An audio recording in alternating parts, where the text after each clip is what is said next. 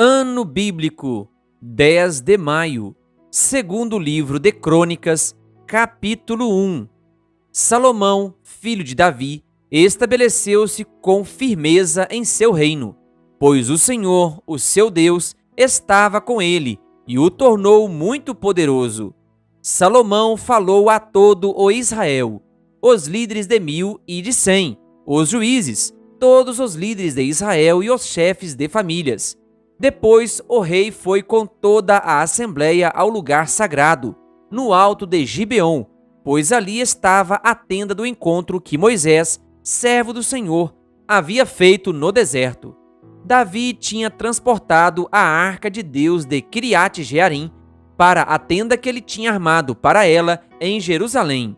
O altar de bronze que Bezalel, filho de Uri e neto de Ur, fizera, estava em Gibeon, em frente do tabernáculo do Senhor.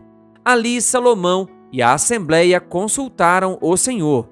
Salomão ofereceu ao Senhor 1000 holocaustos sobre o altar de bronze, na tenda do encontro. Naquela noite, Deus apareceu a Salomão e lhe disse: "Peça-me o que quiser, e eu lhe darei." Salomão respondeu: "Tu foste muito bondoso para com meu pai Davi, e me fizeste rei em seu lugar. Agora, Senhor Deus, que se confirme a tua promessa a meu pai Davi, pois me fizeste rei sobre um povo tão numeroso quanto o pó da terra. Dá-me sabedoria e conhecimento, para que eu possa liderar esta nação, pois quem pode governar este teu grande povo?" Deus disse a Salomão: "Já que este é o desejo de seu coração, e você não pediu riquezas, nem bens, nem honra, nem a morte dos seus inimigos, nem vida longa, mas sabedoria e conhecimento para governar o meu povo, sobre o qual o fiz rei, você receberá o que pediu, mas também lhe darei riquezas, bens e honra, como nenhum rei antes de você teve e nenhum depois de você terá." Então Salomão voltou de Gibeon, de diante da tenda do encontro, para Jerusalém, e reinou sobre Israel. Salomão juntou carros e cavalos, chegou a ter 1400 carros e 12.000 cavalos, dos quais mantinha uma parte das guarnições de algumas cidades e a outra perto dele em Jerusalém. O rei tornou tão comuns a prata e o ouro em Jerusalém quanto as pedras, e o cedro tão numeroso quanto as figueiras bravas da Cefelá. Os cavalos de Salomão eram importados do Egito e da Cilícia, onde os fornecedores do rei os compravam. Importavam do Egito um carro por 7,2 kg de prata e um cavalo por 1,8 kg. E os exportavam para todos os reis dos hititas e dos arameus. Segundo livro de Crônicas, capítulo 2. Salomão deu ordens para a construção de um templo em honra ao nome do Senhor e de um palácio para si mesmo. Ele designou 70.000 homens como carregadores, 80.000 como cortadores de pedras nas colinas e 3.600 como capatazes. Depois, Salomão enviou esta mensagem a Hirão, rei de Tiro: "Envia-me cedros, como fizeste para meu pai Davi, quando ele construiu seu palácio. Agora estou para construir um templo em honra ao nome do Senhor, o meu Deus, e dedicá-lo a ele, para queimar incenso aromático diante dele, apresentar regularmente o pão consagrado e fazer holocaustos todas as manhãs e todas as tardes, nos sábados, nas luas novas e nas festas fixas do Senhor, o nosso Deus. Esse é um decreto perpétuo para Israel. O templo que vou construir será grande, pois o nosso Deus é maior do que todos os outros deuses. Mas quem é capaz de construir um templo para ele, visto que os céus não podem contê-lo, nem mesmo os mais altos céus? Quem sou eu, então, para lhe construir um templo, a não ser como um lugar para queimar sacrifícios perante ele? Por isso, manda-me um homem competente no trabalho com ouro, com prata, com bronze, com ferro e com tecido roxo, vermelho e azul, e experiente em esculturas, para trabalhar em Judá e em Jerusalém, com os meus hábeis artesãos, preparados por meu pai Davi. Também envia-me do Líbano madeira de cedro, de pinho e de junípero, pois eu sei que os teus servos são hábeis em cortar a madeira de lá. Os meus servos trabalharão com os teus, para me fornecerem madeira em grande quantidade, pois é preciso que o templo que vou edificar seja grande e imponente. E eu darei como sustento a teus servos, os lenhadores, 20.000 tonéis de trigo, 20.000 tonéis de cevada, 2.000 barris de vinho e 2.000 barris de azeite. Irão, rei de Tiro, respondeu por carta a Salomão: O Senhor ama o seu povo, e por isso te fez rei sobre ele. E acrescentou: Bendito seja o Senhor, o Deus de Israel, que fez os céus e a terra, pois deu ao rei Davi um filho sábio, que tem inteligência e discernimento, e que vai construir um templo para o Senhor e um palácio para si. Estou te enviando Hurão-Abi, homem de grande habilidade. Sua mãe era de Dan e seu pai de Tiro. Ele foi treinado para trabalhar com ouro e prata, bronze e ferro, pedra e madeira, e em tecido roxo, azul e vermelho, em linho fino e em todo tipo de entalhe. Ele pode executar qualquer projeto que lhe for dado. Trabalhará com os teus artesãos e com os de meu senhor Davi, teu pai. Agora envia, meu senhor, a teus servos o trigo, a cevada, o azeite e o vinho que o meu senhor prometeu. E cortaremos toda a madeira do Líbano necessária e a faremos flutuar em jangadas pelo mar, descendo até Jope. De lá poderás levá-la a Jerusalém. Salomão fez um recenseamento de todos os estrangeiros que viviam em Israel, como o que fizera seu pai Davi, e descobriu-se que eram 153.600. Ele designou 70.000 deles para serem carregadores e 80.000 para serem cortadores de pedras nas colinas, com 3.600 capatazes para manter o povo trabalhando. Segundo livro de Crônicas, capítulo 3.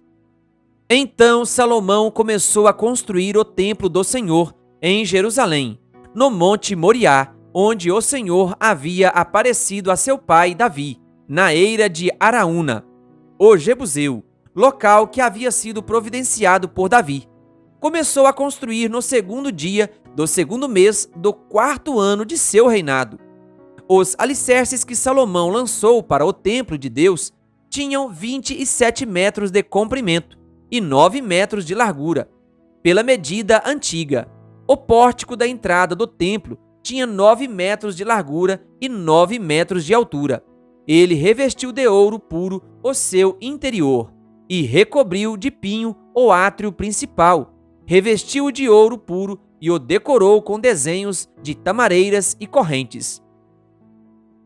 Ornamentou o templo com pedras preciosas. O ouro utilizado era de Pavaim.